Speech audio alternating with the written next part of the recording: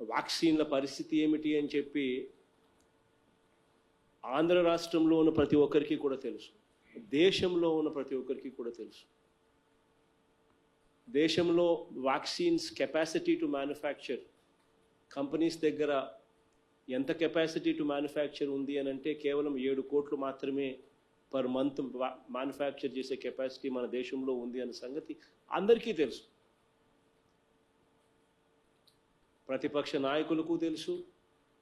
ప్రతిపక్షాన్ని అధికారంలో లేదు అని చెప్పి జీర్ణించుకోలేక వాళ్ళని ఎట్టి పరిస్థితుల్లోనూ అధికారంలోకి తేవాలి అని తాపత్రయపడే ఎల్లో మీడియాకు తెలుసు. దేశంలో ఉన్న కెపాసిటీయే 7 కోట్లని.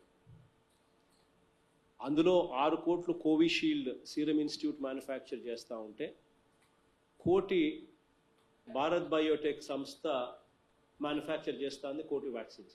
ఇంకా ఆశ్చర్యం ఏంటంటే ఈ భారత్ బయోటెక్ అన్నది ఎవరిది అని అంటే సాక్షాత్తు ఈ చంద్రబాబు నాయుడు గారి బంధువులు, సాక్షాత్తు రామోజీరావు గారి కొడుకు వియంకుడిది. సో అక్కడ ఏం జరుగుతూ ఉంది అన్న సంగతి అందరికీ తెలుసు. దేశం మొత్తం 7 కోట్ల వ్యాక్సిన్స్ మాత్రమే మ్యానుఫ్యాక్చర్ చేసే పరిస్థితి ఉంటే దేశానికి మొత్తం ఇంతవరకు ఇచ్చింది ఎంత అని చెప్పి చూస్తే కేవలం 17 కోట్ల డోసులు మాత్రమే దేశం మొత్తానికి ఇచ్చినారు. దేశం మొత్తానికి అవసరం ఎంత అని చెప్పి చూస్తే 45 సంవత్సరాల పైచిలుకు ఉన్న వాళ్ళు, పైన ఉన్న వాళ్ళు 26 కోట్ల మంది జనాభా వాళ్ళ లెక్కల ప్రకారం. అంటే ఇంటూ 2 డోసులు అంటే 52 కోట్లు.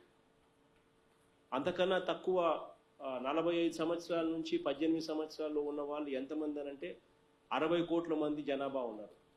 అంటే ఇంటూ 2 డోసులు అంటే 120 కోట్లు. అంటే 120 కోట్లు ప్లస్ 52 కోట్లు అంటే 172 కోట్ల డోసులు దేశానికి అవసరమైతే ఇంతవరకు కేవలం 17 కోట్ల డోసులు మాత్రమే భారతదేశం అడ్మినిస్టర్ చేయగలిగింది. అంటే నాట్ ఈవెన్ 10%, లెస్ దెన్ 10% మాత్రమే అడ్మినిస్టర్ చేసిన పరిస్థితి ఈరోజు దేశంలో కనపడతా ఉంది. ఇక మన రాష్ట్రం గురించి పరిస్థితి వస్తే 45 సంవత్సరాల పైచిలుకున ఉన్న వాళ్ళు ఎంతమంది అని చూస్తే including front line workers, health వర్కర్స్తో కలుపుకుంటే 1.48 crores జనాభా. అంటే ఇంటూ 2 డోసెస్ అంటే దాదాపుగా 3 కోట్ల డోసులు. అదే రకంగా 45 సంవత్సరాల దిగువన 18 సంవత్సరాల నుంచి 45 సంవత్సరాల వయసులో ఉన్న వాళ్ళు ఎంతమంది అని చెప్పి చూస్తే దేర్ ఆర్ అనదర్ 2 కోట్ల మంది జనాభా ఆంధ్ర రాష్ట్రంలో. అంటే ఇంటూ 2 డోసెస్ అంటే మరో 4 కోట్లు. అంటే ఆంధ్ర రాష్ట్రానికి దాదాపుగా 7 కోట్ల డోసులు అవసరం ఉంటే 18 సంవత్సరాల నుంచి పైచిలుకు ఉన్న వాళ్ళు ఎంతమంది ఉన్నారు అని చెప్పి లెక్కేస్తే 1.48 crores ప్లస్ 2 crores, ఈ 3.5 crores దాదాపుగా ఇంటూ 2 డోసెస్ అంటే దాదాపుగా 7 కోట్ల డోసులు ఆంధ్ర రాష్ట్రానికి అవసరం ఉంటే ఇంతవరకు కేవలం 73 లక్షల డోసులు మాత్రమే కేంద్రం నుంచి మనకు అందాయి. ఈరోజు ఈ పరిస్థితి ఇది ఉంది అని అందరికీ తెలుసు. వ్యాక్సిన్ కంపెనీలు కూడా మనం డబ్బులు ఇస్తామని చెప్పి మనం చెప్పినా కూడా వాళ్ళు తీసుకోవడం లేదు. మాకు సప్లై చేయండి అని చెప్తే కూడా వాళ్ళు చేయడం లేదు. ఎందుకంటే అన్నీ కూడా కేంద్ర ప్రభుత్వ నియంత్రణలో నడుస్తూ ఉన్నాయి. ఇన్ఫ్యాక్ట్ కేంద్రము సుప్రీంకోర్టుకు అఫిడవిట్ కూడా దాఖలు చేసింది నిన్న. ఆ దాఖలు చేసిన అఫిడవిట్లో వాళ్ళు క్లియర్గా రాశారు, మేము రాష్ట్రాలు ఎంత అడిగితే ఎంత కొనుగోలు చేయాలనుకుంటే అంత ఇచ్చే పరిస్థితి లేదు. వ్యాక్సిన్ కంపెనీలు మా నియంత్రణలోనే సాగాలి.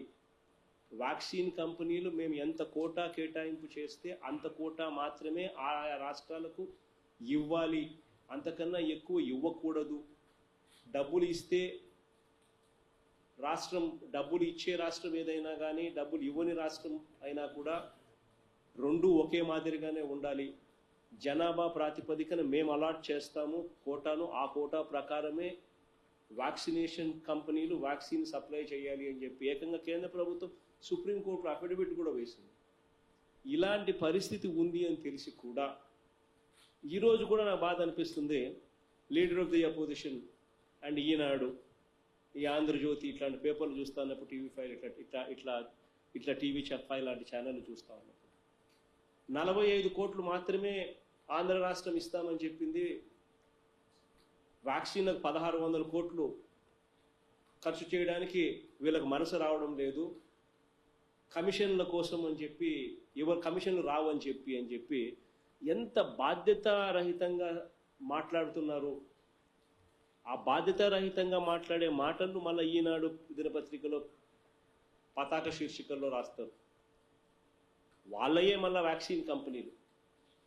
ఇదే రామోజీరావు గారి కొడుకు వియంకుడిది కంపెనీ. ఏం జరుగుతుందో తనకు తెలుసు, చంద్రబాబు నాయుడుకి తెలుసు, తన బంధువులే కంపెనీ. అయినా కూడా వక్రీకరించే దానికోసం, ప్రభుత్వం మీద దుష్ప్రచారం చేసేదానికోసం, కలెక్టర్ల మీద దుష్ప్రచారం చేసేదానికోసం, ప్రజల్లో అలజడి క్రియేట్ చేసేదానికోసం ఇటువంటి తప్పుడు సమాచారాన్ని, ఇటువంటి తప్పుడు మెసేజింగ్ చేస్తూ ఉన్నారు. అందులో భాగంగానే ఒకవైపున వ్యాక్సిన్స్ కానివ్వండి, ఒకవైపున హెల్త్ కేర్ కానివ్వండి, ఒకవైపున ఆక్సిజన్ సప్లై కానివ్వండి, ఎక్కడా కూడా రాష్ట్రంలో దేశంలో ఎక్కడ జరగని విధంగా I'm proud of my collectors, I'm proud of my administration గొప్పగా కూడా చెప్తాను. Because we don't have tier 1 cities like Hyderabad, like Bengaluru, like Chennai, ఇవి మనకు లేవు. లేనప్పటికీ కూడా మన దగ్గర మార్టాలిటీ రేట్లు, మన దగ్గర చనిపోయే వారి సంఖ్య పాజిటివిటీతో కంపేర్ చేస్తే చనిపోయే వారి సంఖ్య one of the least in the country. బహుశా కేరళ మనకన్నా కొద్దిగా తక్కువ ఉందేమో, మిగిలిన రాష్ట్రాలన్నిటికన్నా కూడా మనం చాలా బెటర్గా ఉన్నాం. కారణం, I'm proud to say that entire administration, entire officers, కలెక్టర్ల స్థాయి నుంచి గ్రామ వాలంటీర్, ఆశా వర్కర్ స్థాయి దాకా కూడా ఎంతో కమిటెడ్గా పనిచేస్తూ ఉన్నారు కాబట్టి, ఎంతో చిత్తశుద్ధితో పనిచేస్తూ ఉన్నారు కాబట్టి ఈ రిజల్ట్స్ వస్తూ ఉన్నాయి. I'm proud of you people. But yes, కొన్ని ఘటనలు జరుగుతూ ఉన్నాయి. We're living in an environment which is politically charged. జీర్ణించుకోలేని పరిస్థితిలో కొంతమంది రాజకీయ నాయకులు, కొంతమంది ఎల్లో మీడియా సంస్థ యాజమాన్యాలు ఉన్నాయి కాబట్టి వీళ్ళందరితోనూ కూడా మనం డీల్ చేయాల్సిన పరిస్థితి తప్పదు. సో ఇంకా అలర్ట్గా ఉందాం, ఇంకా జాగ్రత్తలు తీసుకుందాం, ఇంకా మానవత్వం ప్రదర్శిస్తాం, ఇంకా హ్యూమెన్గా తయారవుదాం. నిన్న చనిపోయిన ఘటనలో 11 మందో ఎంతమంది అయితే చనిపోయారో వాళ్ళందరికీ కూడా పూర్తిగా మన తప్పు కాకపోయినప్పటికీ పక్క రాష్ట్రం నుంచి రావాల్సిన ఆక్సిజన్ సప్లై సరైన సమయంలో రాలేదు కాబట్టి జరిగినప్పటికీ, అయినా కూడా లెట్ us టేక్ ఓనర్షిప్. ఆ చనిపోయిన ప్రతి కుటుంబానికి కూడా I'm instructing the Chittoor collector to make sure that 10 లక్షల రూపాయలు ఎక్స్గ్రేషియా కూడా ఖచ్చితంగా ఆ ప్రతి కుటుంబం దగ్గరికి వెళ్ళి కలెక్టర్ను దయచేసి ఇవ్వమని చెప్పి అడుగుతా ఉన్నాను. Make sure that the collector and the joint collector, one of them definitely go there, give them a humane touch, associate yourself with the family, give them the confidence. ఇచ్చి వాళ్ళకు కనీసం 10 లక్షల రూపాయలు ఎక్స్గ్రేషియా కూడా ఖచ్చితంగా ఇవ్వండి. ఇచ్చి లెట్స్ ఓన్. ఎస్, తప్పు ఎవరి దానిలో జరిగినా కూడా తప్పు జరిగింది.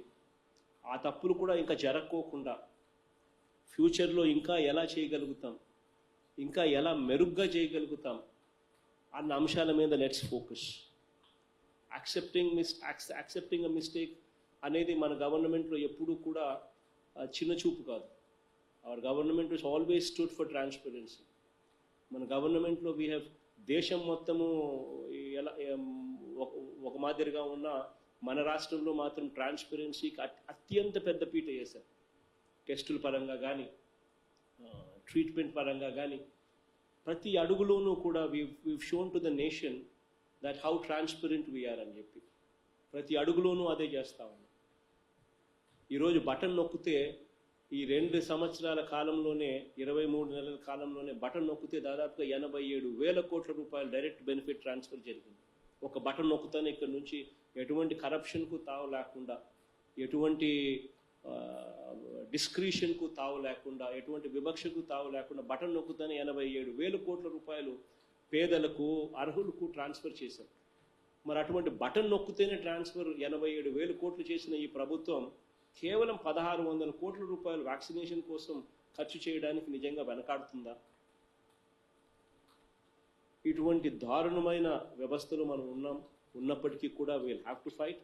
Let's become more human in doing so అని చెప్పి ప్రతి కలెక్టర్కు కూడా ఈ సందర్భంగా కూడా నేను చెప్తా ఉన్నా.